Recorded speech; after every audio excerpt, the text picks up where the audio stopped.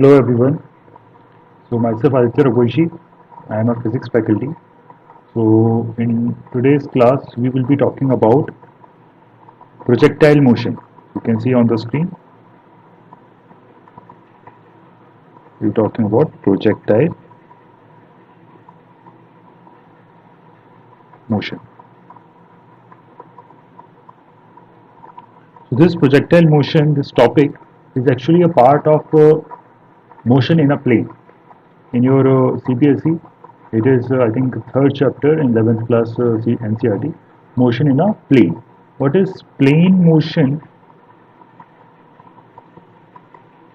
Motion in a plane. So it means that there should be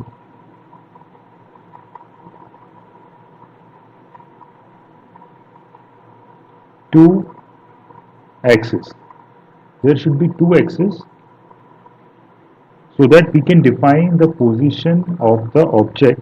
So motion in a plane, you can take any two axes from the three axes that we have, that is x, y and z. These are the three axes, x, y and z. Okay, so you can take any axis, any two axes. So if you are taking this xy plane,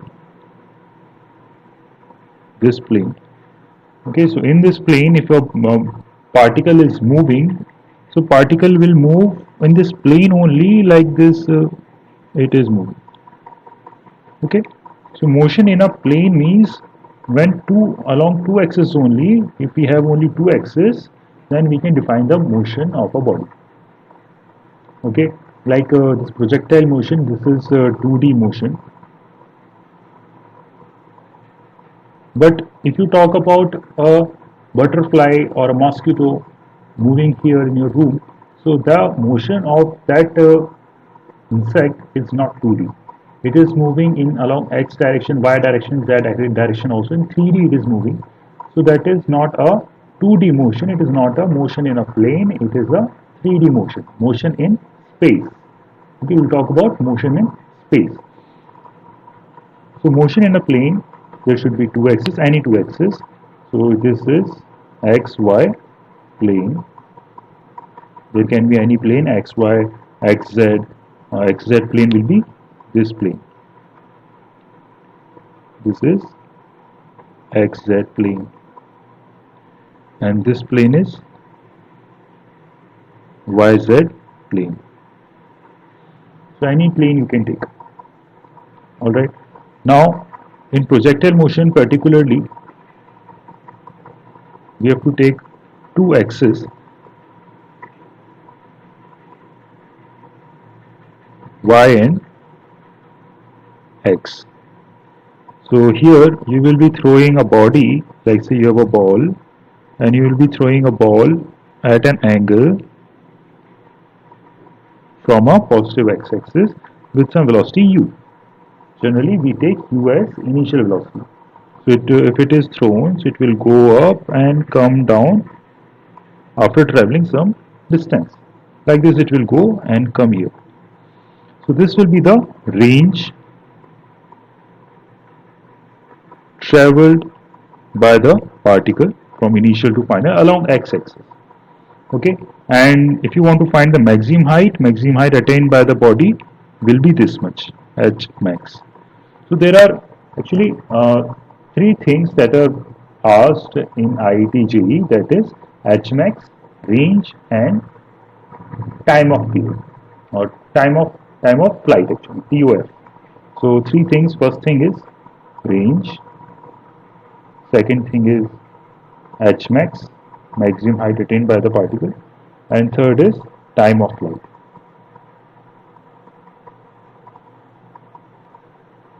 So this is projectile motion. Ball will go up here, then here, then here, then here, then it will reach finally like this. Okay. Previously in 9th class we have studied about the 1D motion.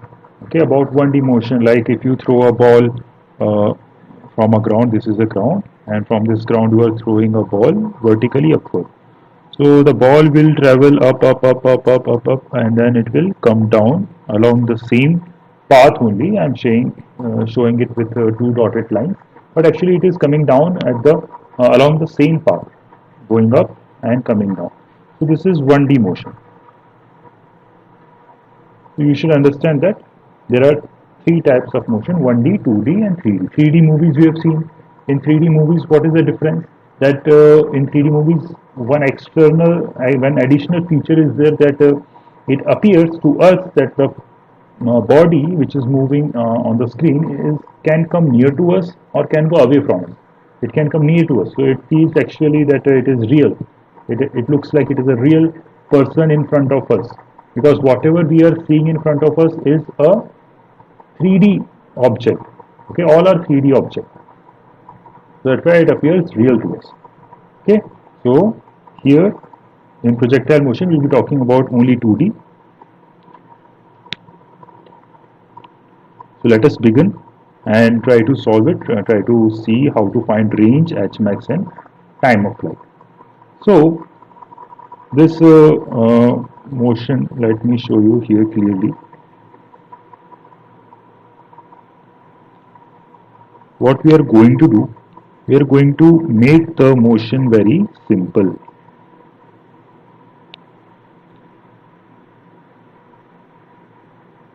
Okay, see, as the body is moving like this along this path at some angle theta with initial velocity u,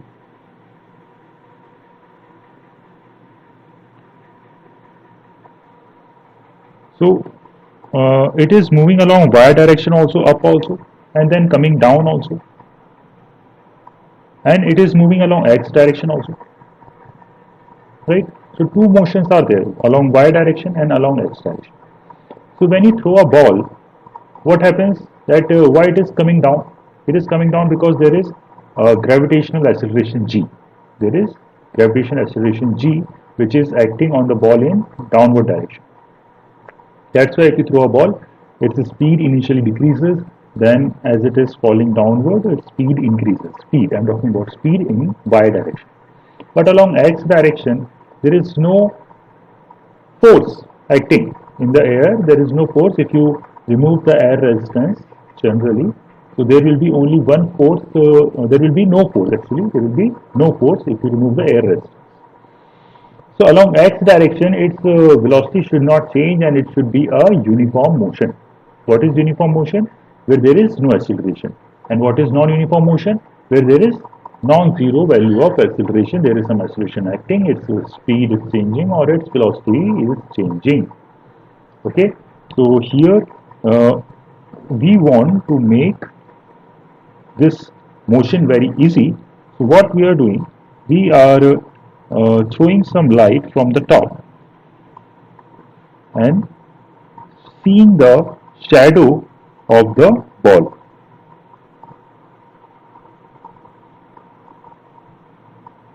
So the shadow of the ball, how it will move?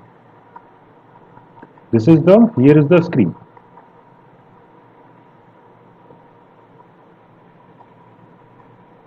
Okay, screen should be, okay, you are taking a green screen. So screen is like this. So what you will see, that when the ball is here, here, here, here, here, here. So at this position 1, 2, 3, 4, 5, 6. The shadow of the ball is here. At position 2, shadow of the ball is here. 3, shadow is here. 4, shadow is here. 5 here and 6 as it is. Right? So the shadow which is formed is along x-axis, and we can say that along x-axis there is no acceleration, so the motion is uniform. Okay, but similarly if you see, if you throw the light in, now you are not throwing light from the top, you are throwing light from right side. You throw the light like this,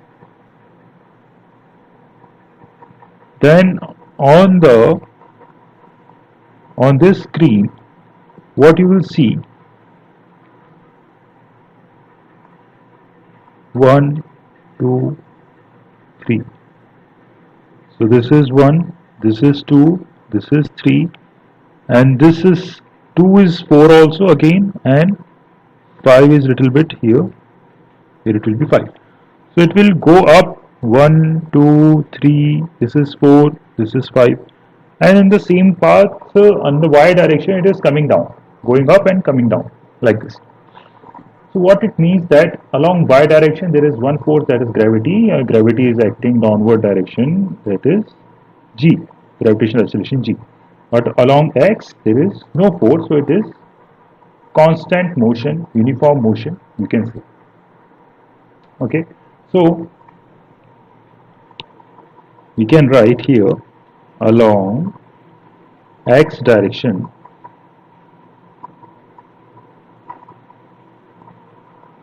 there is no force if air resistance is neglected, and along y direction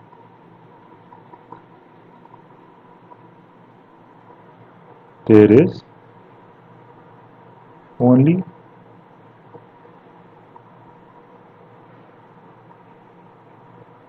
gravitational force. Okay, only gravitational force, that is mg force is acting. So the gravitational acceleration g is there. Now we want to break, why we are doing like this, so that we can break the motion of this projectile along x separately, along y separately. So if you see in this motion from this point, if a ball is thrown like this,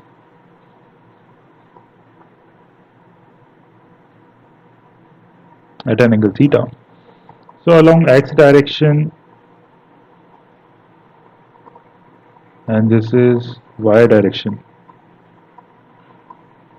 what will be the component of initial velocity? The component of initial velocity will be u cos theta. If you see, this component will be u cos theta, and this component of the velocity will be u sin theta.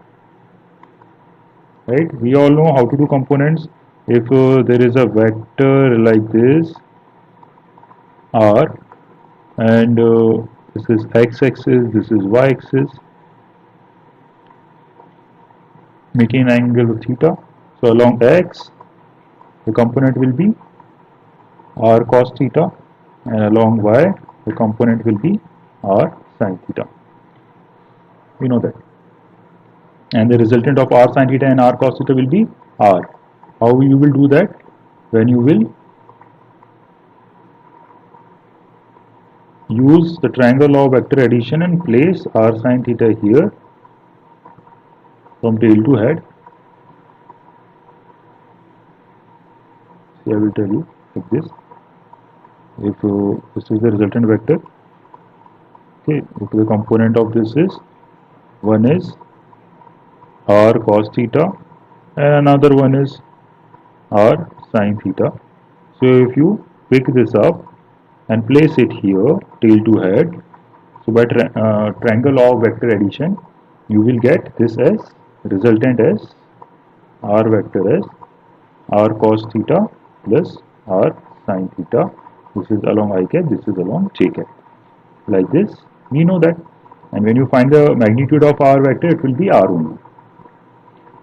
So this is how we do components. You have already studied in calculus about doing the components and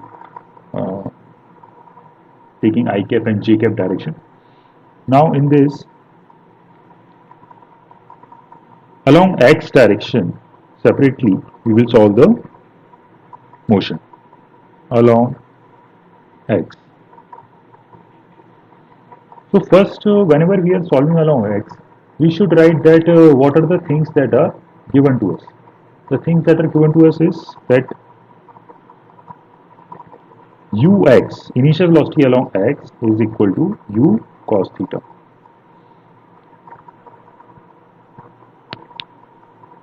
Ax, acceleration along x is 0 meter per second square. meter per second. Okay, and anything else is given along x? Nothing, nothing other than this. Along y, what is given? Along y, it is given that initial velocity uy is u sine theta meter per second. Ay is downward, so you will write minus g meter per second square. It is downward, so y direction is upward positive, downward direction will be negative, so minus g meter per second square ay. Anything else is given? Nothing else. Okay, now we have to find three things. One by one we will find. First thing is range. What is the range? The length of this line. This is range. What is maximum height? Maximum height is from here to here. This is maximum height. And time of flight? Time taken by the body to complete this motion. So here, to find range, what we have to do, range is equal to r, that is equal to along x direction the distance traveled. Range is the, you can write distance traveled by the body along x direction. Okay, so along x direction, if you want to find range, there is initial velocity is given, there is no acceleration, so by using speed is equal to distance upon time formula, range will be equal to speed into time. Speed is u cos theta into t. And what is t? T is time of flight. So now we stuck here that if we don't know the time of flight, we cannot find range. So to find time of flight, time of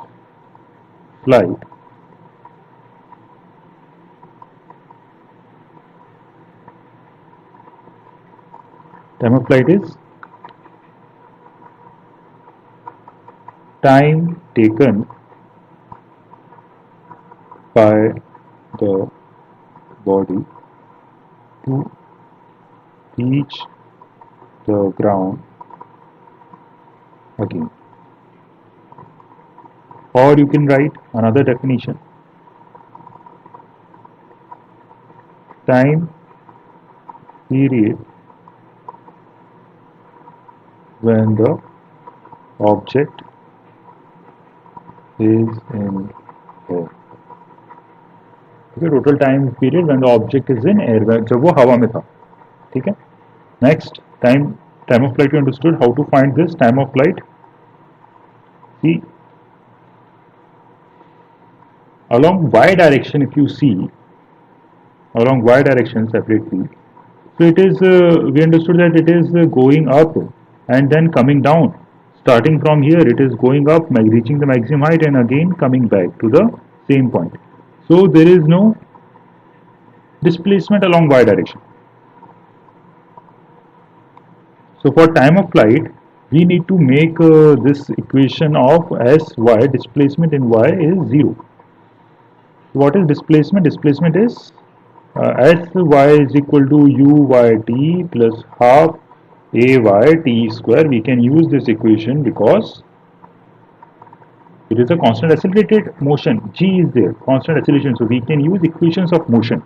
So sy is 0 equal to uyt. Uy is given, we already found u sine theta.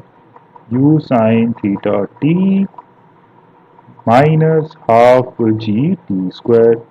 So one time t and t will get cancelled. So from here we can find t is equal to 2u sine theta by g. We can find this. So if we can find the time, this is the time of flight.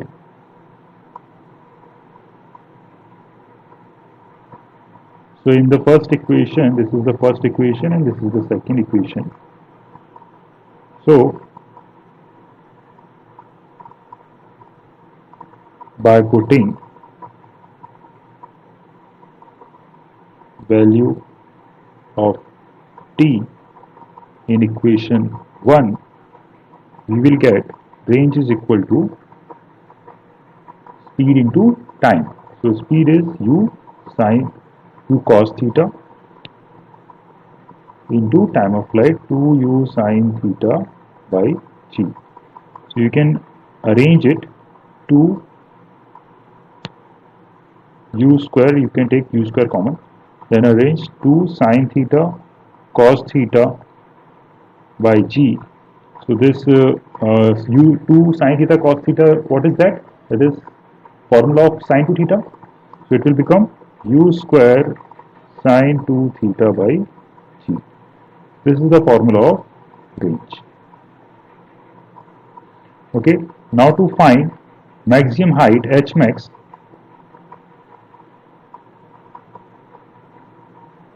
what is the definition of this? Maximum height